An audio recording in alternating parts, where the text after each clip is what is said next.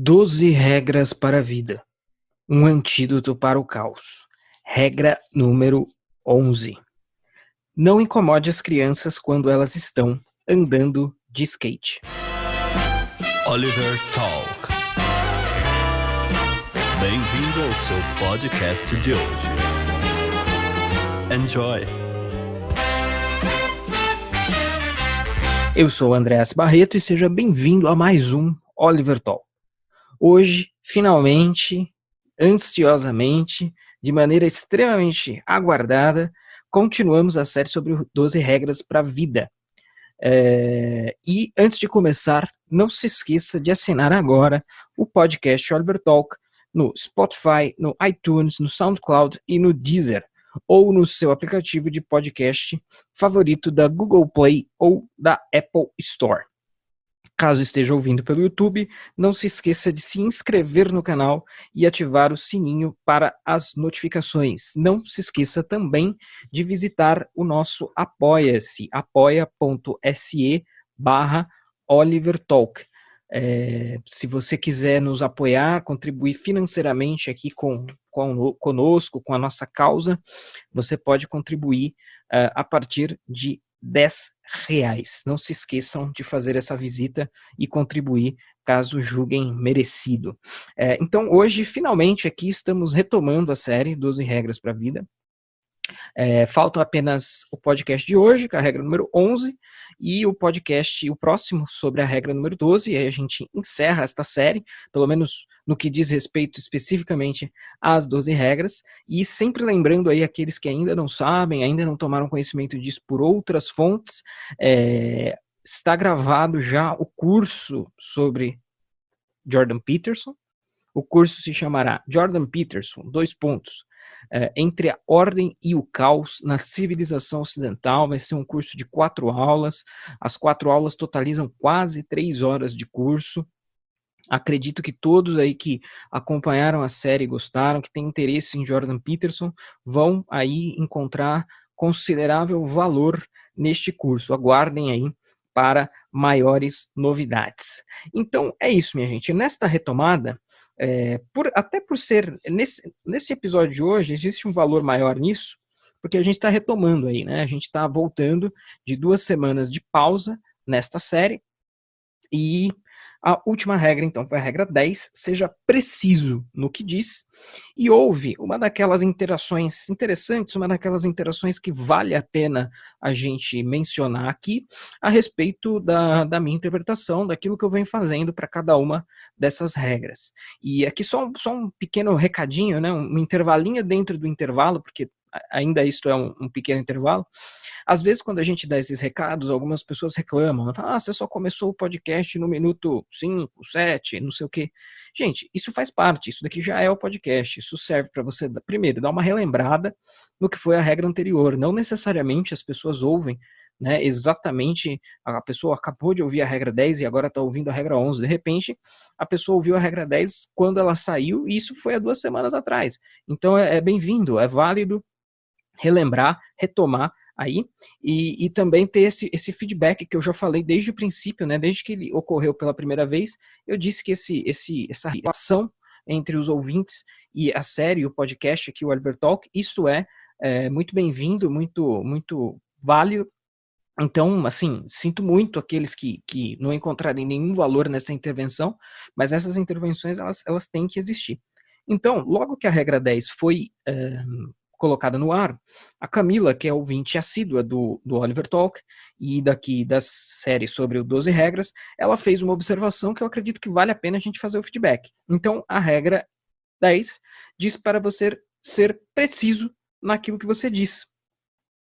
E a Camila fez uma pontuação, uma observação, dizendo que a minha interpretação, né, aquilo que eu expus no podcast, está muito voltado com o ser preciso para si mesmo, né, que eu defendi lá, olha, seja preciso até para você não cair em auto-engano, né, e tudo mais, e menos naquilo que diz respeito a ser preciso para fora, ser preciso para os outros, digamos, né. E aí eu queria aqui, né, então, aclarar um pouquinho essa minha interpretação e, de certa forma, até defendê-la, embora isso não inviabilize, né? Isso não mostre que o ponto levantado pela Camila é inválido. Na verdade, a chave, né, da reflexão do Peterson é uma chave psicológica, então, e não uma chave, por exemplo, de oratória, né? Embora, é claro, né, que essa regra ela se aplica tanto ao contexto que eu defendi ali naquele momento, quanto a você ser claro com os outros também. Não se trata apenas de ser claro para si mesmo, mas também de ser claro para os outros, até porque o Peterson disse, não minta, né? Primeiro, diga a verdade. E se possível, se não for possível, não minta. Então é claro que nesse processo está envolvido também falar a verdade para os outros, mas é evidente, penso eu, que a chave, né, o núcleo, o centro de concentração da abordagem inteira é psicológico. Então, esse movimento de dentro para dentro mesmo é maior, é mais relevante do que o movimento, eventualmente, de dentro para fora, né? Então, pelo menos assim, você deve ser preciso no que você diz para os outros, porque isso é uma consequência inevitável de se dizer a verdade. Se você vai dizer a verdade, diga ela de maneira clara, diga ela de maneira compreensível, inteligível. E eu não consigo ir muito além disso aqui no contexto do 12 regras. Para sair um pouquinho desse contexto, que é o contexto fora da reflexão psicológica, ele é válido. Ele apenas não é o contexto da regra, né? Então aí seria uma questão de oratória, né? Então, olha, como é que você se expressa bem, como é que você se expressa com clareza, como é que você argumenta bem, como é que você argumenta com clareza. Eu me vi falando muito pouco disso na interpretação desta regra, porque eu acredito que as regras elas não dizem respeito a esse tipo de abordagem, né? Ela não diz respeito a isso, mas é claro que se você sente dificuldade em fazer isso, é muito bem-vindo que você busque cursos, enfim, existe um universo sobre isso, né? A própria filosofia pode te ajudar um pouco nisso. Existe um livro do Mário Ferreira dos Santos chamado Curso de Oratória, ou Curso sobre Oratória, e lá tem algumas dicas práticas de como você pode ser preciso no que você diz para se fazer entender, e porque você está falando a verdade, então é importante, é bem-vindo que você faça isso falando para os outros de maneira clara. Mas assim, você pode buscar essa referência, você pode buscar vídeos no YouTube, existem cursos voltados para isso, né? Feitos por políticos, feitos para políticos, né? Feitos por psicólogos, por outros especialistas, eventualmente, que se dedicam mais à questão da oratória. Mas eu acredito que a coisa passou por esta chave, porque a coisa não passou por esta chave porque ela não é psicológica, mas ela é puramente, ela é oratória, ela é até de uma questão de marketing, né? Se você não perder de vista a verdade, o como você vai fazer isso, né? Não é mais uma questão psicológica. O ponto é, faça isso. Se você tem dificuldades com o como, perfeito, é uma dificuldade legítima, mas aí já não é mais o aspecto psicológico que vai te ajudar, tá? Então, pelo menos é desta maneira que eu entendi, que eu interpretei. E ressalto aqui mais uma vez, ressalto isso hoje, ressaltarei na gravação da próxima regra. Aqui, o que a gente faz aqui não suplanta a leitura do livro e não necessariamente esgota todas as interpretações possíveis, embora a gente tente fazer isso daí. Então, ok, vamos lá para a regra número 11. Não incomode as crianças quando elas estão andando de skate. Algumas observações gerais. De repente, aquela pessoa que conhece o Peterson apenas pelos vídeos do YouTube, né, ou apenas por as suas aparições públicas ou discussões, pode esperar demais de um Peterson político, né? O Peterson, vou comprar o livro desse cara aí que refutou aquele esquerdista, ou que bateu naquele esquerdista naquela entrevista ou naquele debate, porque ele deve fazer isso no seu livro inteiro. Então, acho que já está mais do que claro que nesse livro, e na verdade na obra significativa do Peterson, nenhuma parte dela é dedicada exclusivamente a isso, isso aparece de maneira lateral, embora nesta regra número 11, isso apareça de alguma maneira, mas aparece como consequência, não exatamente como objetivo. E eu acho que essa regra é uma das que tem os títulos mais interessantes, né? Porque quando ele diz, diga a verdade, ou pelo menos não minta, ou quando ele diz, seja preciso no que diz, ele está falando, isso é literal, né? Agora, quando ele diz, não incomode as crianças quando elas estão andando de skate, ele está ilustrando uma ideia com esta imagem. Você não pode deduzir como se pratica isso a partir apenas da leitura da regra, né? Então, o que esse cara, ou se não aquelas pessoas que operam na chave da literalidade plena, né? Peraí, não incomode as crianças quando elas estão andando de skate. Como é que isso pode ser uma dica prática para tocar a vida?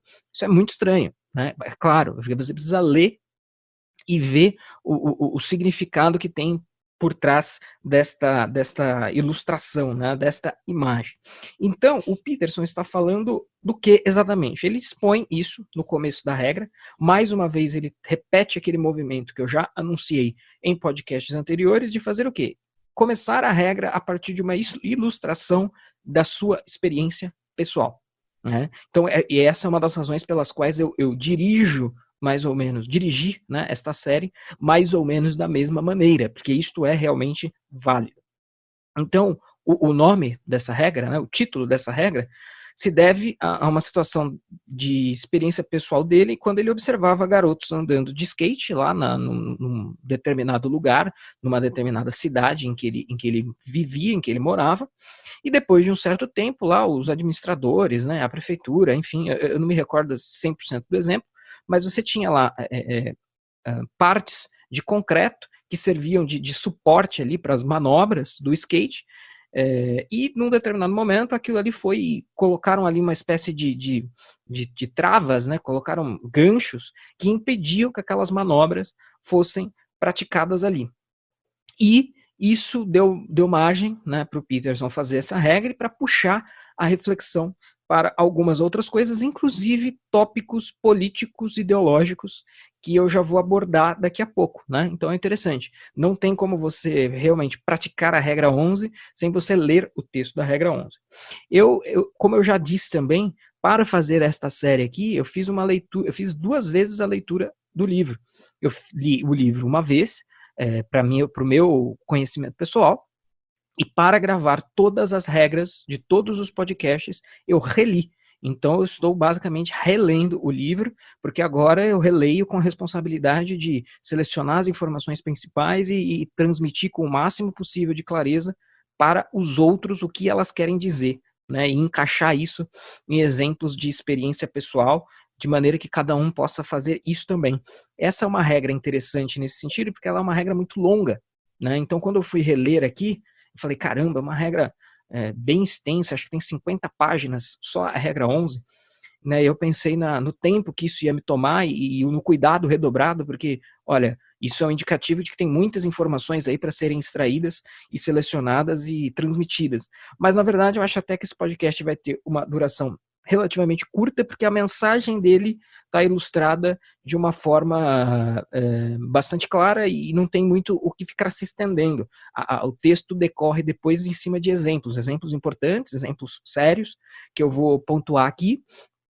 Mas, basicamente, eu entendo que nesta regra, o Peterson está falando, olha, existem momentos em que a ideologia se sobrepõe à realidade, isto é uma coisa ruim, isto é uma coisa que deve ser evitada, né? Mesmo quando isso é feito com boas intenções. Então, quando as pessoas foram lá e colocaram ali empecilhos para que a molecada não andasse mais de skate, provavelmente a intenção não era ruim, a intenção era evitar aglomeração, evitar aquela baguncinha, mas isso acaba causando o quê? Os jovens que antes andavam de skate passaram a ficar tristes, para lá e para cá, fazendo outra coisa. Ou nós mesmos poderíamos dizer que, bom, o cara não pode mais andar de skate, agora ele vai fumar maconha. Então, a ideia anterior, né, movida ali por um controle, por uma centralização, olha, as pessoas estão muito à vontade, estão fazendo muito o que elas querem, vamos cortar isso daí, vamos boicotar isso daí. Então, por alguma razão ideológica, você vai lá e dirige a vida das pessoas, vai lá e faz uma cagação de regra, e mesmo quando isso é feito com boas intenções, a consequência final pode ser um tanto quanto negativa, né? E por isso, logo na sequência, O Peterson traz aí uma referência de coisas que ele disse nas regras anteriores, que ele fala que as pessoas que fazem isso, né, as pessoas que colocam a ideologia na frente da realidade, as pessoas que têm esse ímpeto, essa pulsão, elas são como uma espécie de juízes da raça humana, né? Elas pretendem analisar e ditar o comportamento de todo mundo a partir aí dos seus preconceitos, das suas pressuposições ideológicas. Né? Então, exemplos de juízes, exemplos de pessoas que fazem isso, né? Atiradores em massa, ambientalistas, revolucionários, quem defende políticas de natalidade rigorosas. Então, o próprio Peterson cita um exemplo desses na regra, que ele diz que foi assistir uma palestra de um cara que, coincidentemente, na plateia desta palestra tinha muitos chineses, e o sujeito na palestra recomenda que as pessoas tenham apenas um filho, ou então não tenham nenhum. Porque isso é muito melhor, por causa do momento que vivemos, enfim, por causa de uma série de razões. Então o sujeito está recomendando isso para todo mundo, como se ele estivesse na condição de juiz da raça humana, que na verdade nada mais é do que o ideólogo, né, gente? Isso é o ideólogo. O ideólogo é o sujeito que tem uma fórmula fechada, pronta, para ser implementada e resolver os problemas de todo mundo, ignorando as vicissitudes, as especificidades, as coisas particulares de cada indivíduo, de cada realidade. É o oposto mesmo de uma abordagem psicológica que vai ter que sempre considerar o indivíduo na sua subjetividade, na sua particularidade. Tá? Então, essa regra é uma crítica a isso, é quem vai lá, né, impede todo mundo de fazer alguma coisa porque acredita que aquilo é ruim, motivado aí, seja lá pelo que for, mas o problema maior é quando isso é uma motivação ideológica. Então é interessante pensar nessa questão de que a gente não. É aquela coisa, né, gente? Agora a reflexão torna-se até um pouco repetitiva. Você tem que ordenar a sua vida e não ordenar a vida dos outros. Né? Que os outros, que cada um ordene a sua própria vida por conta própria. Né? Isso é que é o correto. E aí tem uma citação da página 314, que eu acredito que seja válida trazer aqui para vocês. É um parágrafo em que ele diz o seguinte. Ele diz, considere o seguinte, também em relação à opressão. Né? Então, dentro desta regra, o Peterson traz os temas porque, na verdade, quem que se comporta assim? Os marxistas, os pós-modernos, as feministas, os ideólogos de gênero. Então, assim, quem tem, voltando ao que eu falei lá no início, quem tem um interesse particular em ver o Peterson batendo nessas classes, né, nesses grupos pós-modernos, marxistas, feministas, ideólogos de gênero, e por aí vai, nessa regra consegue encontrar algum alento, porque quem espera que ele vá fazer isso o tempo todo, no livro inteiro, seja este ou seja outro, pode ficar um pouco decepcionado. Mas você encontra isso em alguns momentos, tá? Então ele diz, página 314, considere o seguinte também em relação à opressão. Qualquer hierarquia gera vencedores e perdedores. Então isso é um dado da realidade. E quem se propõe a tentar corrigir isso, nada mais é do que um pretenso juiz da humanidade, um cagador de regra e um ideólogo que está pondo a sua ideologia, seja ela qual for, à frente da própria realidade. Os vencedores são, é claro, mais propensos a justificar a hierarquia e os perdedores a criticá-la. Mas, a busca coletiva de qualquer objetivo valioso cria uma hierarquia, já que alguns serão melhores que outros, piores nessa busca, não importa qual seja. Então, só uma pausa aqui para reflexão. Eu gosto de ilustrar isso com um exemplo. Muitas vezes, em sala de aula, quando a gente está discutindo o conceito de igualdade, eu tento mostrar para os alunos como o conceito de igualdade ele não é unívoco. Né? Então, a pessoa fala apenas igualdade, é mais ou menos como se ela estivesse falando bola. Né? É uma coisa, tá, mas é uma bola de que tamanho, de que esporte? Se você não especifica, você quase não sabe do que está sendo falado. Então você está falando do quê? De igualdade de oportunidade, igualdade de resultado. E para ilustrar essa questão aqui da hierarquia e de que isso inevitavelmente gera perdedores e vencedores, eu tento ilustrar o seguinte, vamos supor que eu decida jogar bola. E aí alguém vai me colocar numa competição com o Messi. Bom, na hierarquia da competência para jogar bola, inevitavelmente o Messi vai estar acima de mim, ele será melhor do que eu, e se isso resultar em algum sentido em vencedor e perdedor, com certeza ele vai ser o vencedor e eu vou ser o perdedor. Isso é inevitável.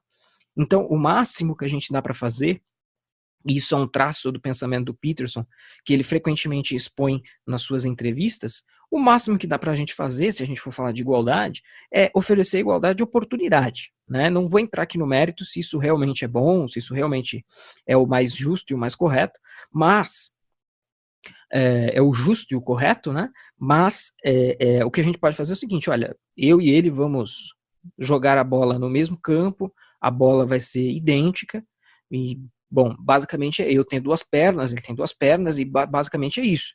O restante, o resultado, aí fica por conta da competência de cada um, né? E o Peterson fala muito dessa questão de competência, e aí com certeza o resultado não vai ser igual a oportunidade dada. A oportunidade foi a mesma, o resultado vai ser muito diferente. E se a gente quiser explicar isso na chave de hierarquia, na chave de vencedores e perdedores, eu vou ser o perdedor e eu vou estar vários degraus abaixo aí na hierarquia. Então aquele foi o ponto 1. Agora o ponto 2. E é a busca de objetivos que em grande parte concede à vida o significado que a sustenta. Experienciamos quase todas as emoções que tornam a vida profunda e envolvente como consequência do avanço bem-sucedido na direção de algo profundamente desejado e valorizado. O preço que pagamos por esse envolvimento é a inevitável criação de hierarquias de sucesso, ao mesmo tempo que a consequência inevitável é a diferença no resultado. Exatamente aquilo que eu falei.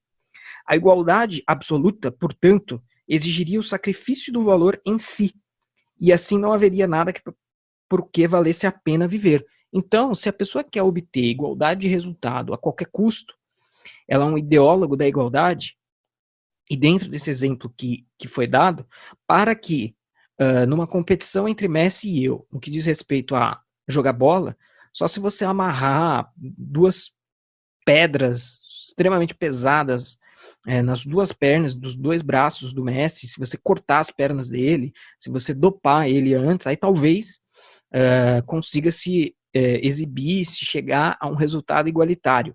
Mas se a coisa passar a ser assim, então perde um pouco do sentido, perde um pouco do propósito que aquilo realmente tem. Tá? Devemos, então, perceber com gratidão que uma cultura complexa e sofisticada possibilita muitos jogos e muitos jogadores de sucesso. E aí a gente começa a tornar a coisa interessante. Vamos lá, você dá um trecho de Heidegger para eu ler e interpretar e um trecho de Heidegger para eu e o Messi interpretar. Bom, nesse jogo, pode ser, né? Não, eu tô chutando aqui, é claro, mas talvez é bem provável que eu dê a interpretação correta e que eu consiga explicar melhor do que o Messi vai ser capaz de fazer isso. Né? Então, ou seja, existem outros jogos e outras possibilidades. Então, devemos então perceber com gratidão que uma cultura complexa e sofisticada possibilita muitos jogos e muitos jogadores de sucesso, e que essa cultura bem estruturada permite que os indivíduos que a compõem joguem e ganhem de maneiras diferentes. E qual que é o ponto aqui da regra 11, então, voltando? Qualquer um que negue isso, qualquer um que queira remar contra essa maré, está sendo um cagador de regra, um ideólogo que sobrepõe a sua ideologia sobre a realidade. Do ponto de vista da cultura geral, quem são os principais proponentes disso? Quem são os principais fazedores desse tipo de coisa? São os pós-modernistas, que são relativistas e querem, porque querem, né, implementar esse relativismo cognitivo, moral, estético, linguístico, radical para todos. São os ideólogos de gênero, são os marxistas. E, normalmente, né, essas pessoas elas podem entrar numa dissonância cognitiva profunda, né, que é aquela coisa do, mesmo quando contrariados pela realidade, elas optam pelas suas ideias, pelos seus preconceitos e não pela própria realidade. É a frase de Hegel, que até a doutora Ludmila Lins Grilo citou na live que a gente fez junto há algum tempo, em que ela disse que, ela cita essa frase do Hegel e diz, se os fatos contradizem as minhas teorias, pior para os fatos. né? Então, essa é uma frase atribuída ao Hegel, e eu acho que ela revela ela revela bastante o espírito do que o Peterson quer dizer nesta regra, né? Então, não seja esse tipo de pessoa, né? Isso é essencial. E aí, é nesse trecho, no decorrer da regra aí, vai ter umas 15 páginas, para quem curte essa porradaria, essa coisa mais política, mais ideológica, o Peterson abre a caixa de ferramentas e desce o porrete nessa turma toda, e ele realmente cita todos, pós-modernos, ideólogos de gênero, marxistas, e tudo mais. E cita também o fato de que essas pessoas, quando elas entram, não é atípico, não é anormal que elas entrem em dissonância cognitiva. Por exemplo, a relação dos intelectuais com o comunismo, né? Então, diversos intelectuais, mesmo depois das evidências de crimes, das matanças, da tragédia econômica, muitos intelectuais não revisaram, alguns sim, mas outros tantos não revisaram as suas posições a esse respeito. Por quê? Porque a ideologia, meu amigo, é a ideologia em primeiro lugar, né? Ele cita o Sartre como um exemplo disso, e quem tiver um interesse particular neste assunto, né, intelectuais que eram comunistas e que deixaram de ser ou que continuaram sendo, existe um livro muito interessante, muito bom, que é o Passado Imperfeito, do Tony Judt, tá? Este livro trata exatamente sobre isso, sobre arrependimento da parte de intelectuais com relação a aquilo que defendiam, e os que se arrependeram e confessaram, os que se arrependeram e não confessaram, e os que sequer se arrependeram, e provavelmente aí entraram numa forte, pesada dissonância cognitiva. Então, os ideólogos dessas ideologias citadas, né, são como os planejadores centrais, que mesmo bem intencionados, né, então aqui é claro que neste caso dessas ideologias não há boa intenção, né, mas aí se você quer aplicar isso para a sua realidade, você não é um ideólogo, né, você não está ditando o rumo que as ideias estão tomando, mas você quer colocar isso na prática na sua vida, você tem que ter a devida atenção para não estar exagerando na dose, não estar pesando a mão, pesando a caneta no seu dirigismo e na sua crença de que as suas ideias estão absolutamente e irremediavelmente corretas, e você quer moldar o mundo à luz delas, né? Você tem que ordenar a sua vida com simplicidade, com humildade, com o pé no chão, e não querer corrigir tudo teimosamente a partir de qualquer conjunto de ideias que você venha a ter. Então, retomando aqui, os ideólogos das ideologias citadas são como os planejadores centrais que, mesmo bem intencionados, aí pressupondo a boa intenção,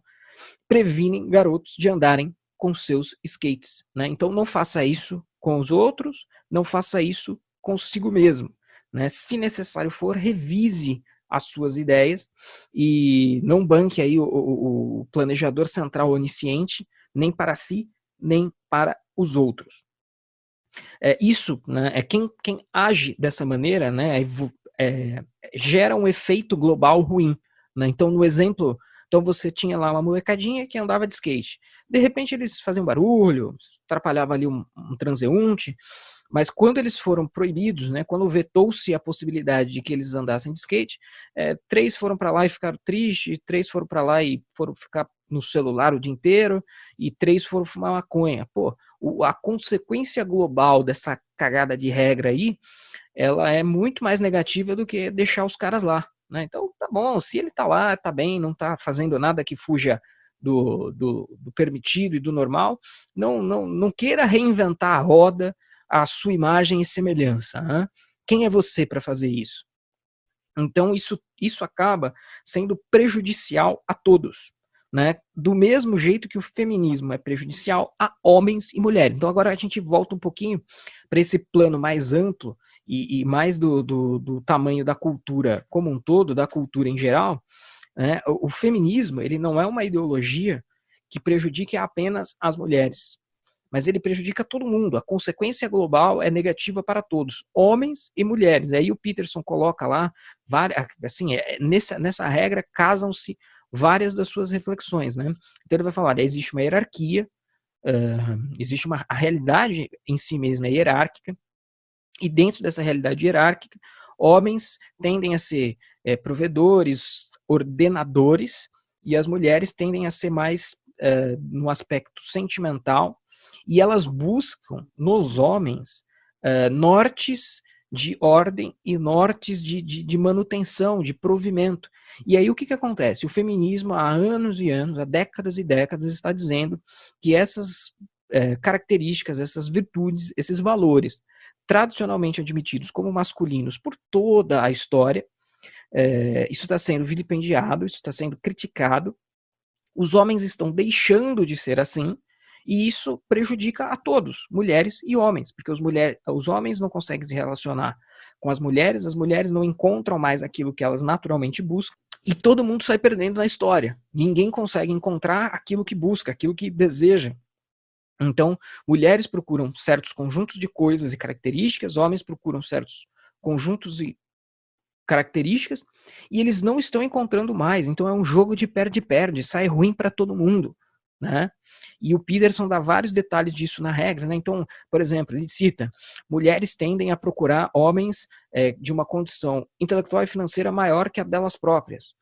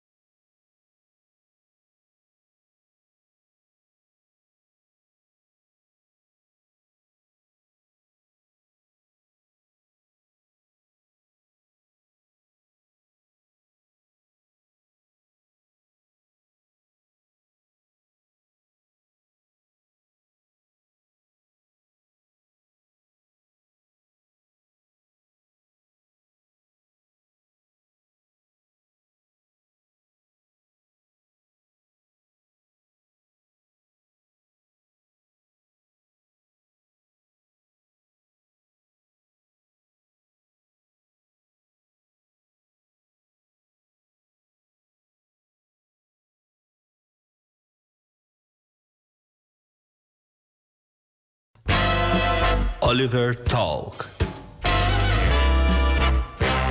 Este é o fim do seu podcast.